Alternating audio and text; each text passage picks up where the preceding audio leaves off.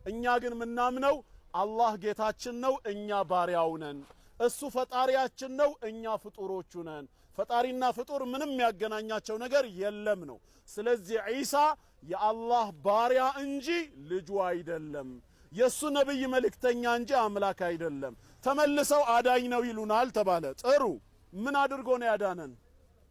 እውነትም መንገድም ህይወትም እኔ ነኝ፣ ከኔ በቀር ወደ አብ የሚያደርስ የለም ብሏል ብሎ ሁሌ ይሰብኩናል። ቃሉን በትክክል ቢገባቸው ኖሮ ነብይ መሆኑ ነበር የሚረዱት። ምክንያቱም በኔ በኩል ካልሆነ በቀር ወደ ማን መድረስ አይቻልም አለ። እሱ አምላክ ከሆነ እሱ ጌታ ከሆነ በሱ በኩል ወደ ሌላ መድረስ ለምን አስፈለገ? የሰዎች የመጨረሻ ግባቸው አምላክን ማግኘት ነው አይደለም? ያ ከሆነ ያ አምላክ ደግሞ ኢየሱስ ነው ከተባለ ኢየሱስ ወደ ማን ነው የሚወስደን? ወደ ማን? ወደ አብ። እሱ ማን ነው ታዲያ? አምላክ ወደ ሌላ አምላክ ይወስደናል? ምን ማለት ነው? ስለዚህ እሱ መንገድ ከሆነ እሱ ድልድይ ከሆነ ስራው ምንድነው? ነብይ ነው ማለት ነው፣ መልእክተኛ ነው። ሰዎችን ወደ ማን እያደረሰ ነው?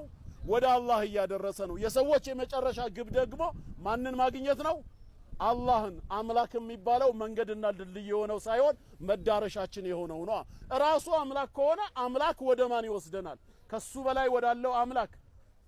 እንደ ጠቅላይ ሚኒስቴር ምክትል ጠቅላይ ሚኒስቴር ምክትል አምላክ አለ ማለት። የአላህን ንግግር ሼር ማድረግ አይሰለችም አይደል ወንድሞቼ? መቼም ብዙ ነገር ነው ሼር የምናደርገው። አላህ በእናንተ ላይ እጃችሁ፣ እግራችሁ፣ ምላሳችሁ የሚመሰክርበት ቀን ይመጣ ይለናል። ለእናንተ ምን ይመሰክርልን ይመስለናል? ጥሩ ከሚመሰክርላቸው ሰዎች አላህ